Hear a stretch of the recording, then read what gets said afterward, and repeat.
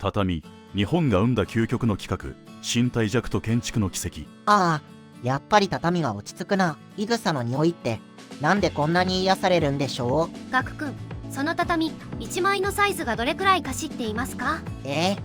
畳1枚分ですとね。長さ180センチくらい。大体正解ですが、実は地域や時代によって全然違うんです。京都の畳と東京の畳ではなんと20センチも長さが違うんですよ。そんなに違うの？じゃあ東京の人が京都に引っ越したら家具が入らないとか？その通り。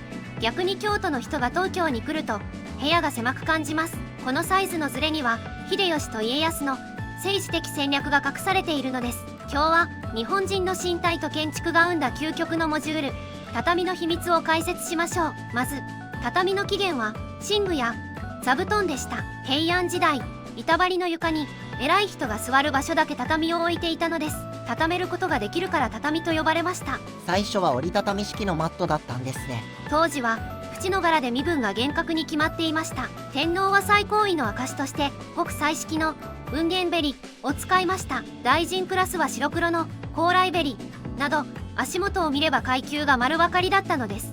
座る場所だけで名刺代わりになっていたんですね。それが室町時代になり、部屋全体に敷き詰める書院造りが誕生します。ここで重要なのがサイズです。なぜ畳はあの大きさなのか？起きて半畳、寝て一畳という言葉があります。人間が座るのに必要な幅が半畳、約90センチ、寝転がるのに必要なのが1畳、約180センチです。つまり畳は日本人の身体尺、ヒューマンスケールそのものなんです。さらに当時の単位である金尺では1畳の長さが6尺、幅が3尺でした。これがちょうど人間の両手を広げた長さや身長と一致するのです。自分の体のサイズが家の基準になってるってことか？そうですね。そしてこの1畳というサイズが日本建築の全てを決めるモジュール、基準寸法になりました。建物を建てるとき、まず畳の枚数を決めれば自動的に柱の間隔も決まる。このシステム化こそが日本建築の最大の発明です。しかしここで歴史的な分岐点が訪れます。豊臣秀吉の京間と徳川家康の江戸間です。まずは関西を中心とする京間、サイズは約191センチ ×95.5 センチです。これは畳割りという工法で作られます。畳を基準にして柱を決める方法です。まず規格通りの大きな畳を並べます。そしてその外側に柱を立てる。これだと畳のサイズは常に一定で広々とした空間が確保できます。贅沢な作りですね。さすが秀吉、派手好きだな。実はこれ年貢の徴収とも深く関わっています。秀吉は太閤検地で一軒を6尺3寸という広い基準に固定しました。同じ面積でも基準となる長さが長ければ実質的な工作面積が広くなり、より多くの税が取れる。増税のための高度な計算ですね。その広さが京間になったのです。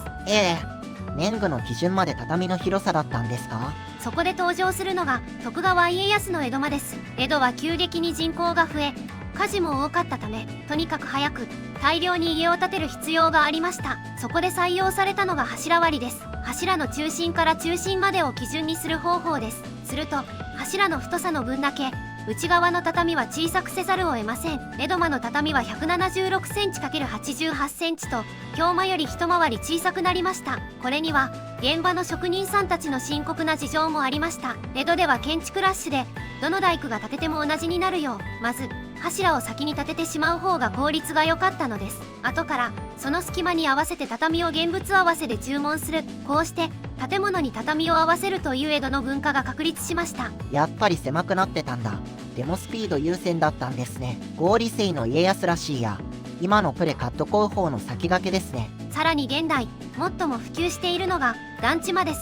高度経済成長期、鉄筋コンクリートの団地が大量に作られました。コンクリートの壁は木造よりも厚いため有効面積がさらに削られます。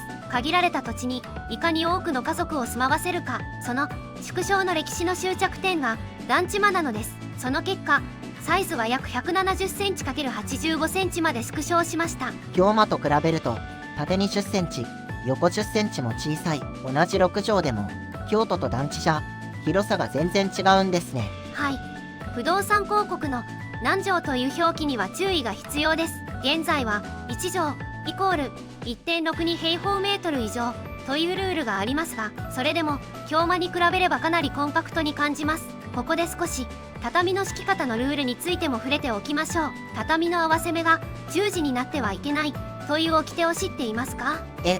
ダメなんですか？田んぼの田みたいで綺麗なのに。それは不祝儀敷といって、お寺やお葬式の時の敷き方なんです。普段は T 字型になるようにずらして敷く祝儀敷が基本です。これは畳の継ぎ目から邪気が入らないように、あるいは足が引っかからないようにという生活の知恵でもありました。パズルみたいに回しながら敷いてるのは意味があったんだ。特に茶室における 4.5 畳は宇宙的な意味を持ちます。真ん中に半畳の畳を置き、それを囲むように畳を配置する。この半畳こそが主人が座る聖域であり、狭い空間に無限の広がりを感じさせる中心なのです。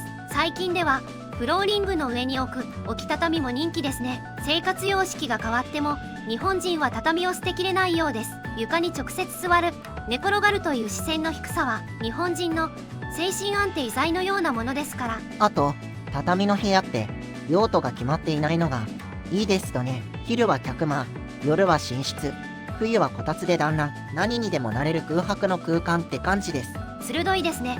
それこそが日本独自の間の文化です。決まりきった使い方をしない、その時々の主役を受け入れる。畳はそのフレキシブルな精神を支える土台なのです。畳は使い捨てではありません。表面が日焼けしたら裏返して使い、数年経ったら表面のいぐさだけを交換する、表替えをする。土台の畳床は大切にすれば何十年も使い続けることができます。稲わらといぐさ、これらは役目を終えれば土に帰ります。究極のサステナブル素材だったんですね。天然の調湿機能や空気清浄機能まで備えている。畳1畳で空き缶約1本分の水分を吸収できるとも言われます。これこそ現代に再評価されるべき技術かもしれません。そういえば海外でも畳って通じるらしいですね。はい、柔道や空手の普及とともに世界中に知られるようになりました。いぐさの香りや直接床に座る文化、これらが世界に癒しを与える日も近いかもしれません。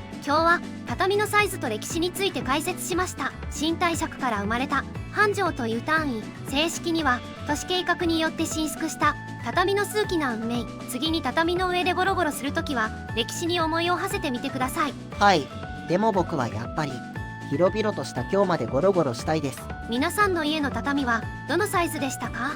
ぜひメジャーで測ってコメント欄で教えてください。それではまた次回の動画でお会いしましょう。ご視聴ありがとうございました。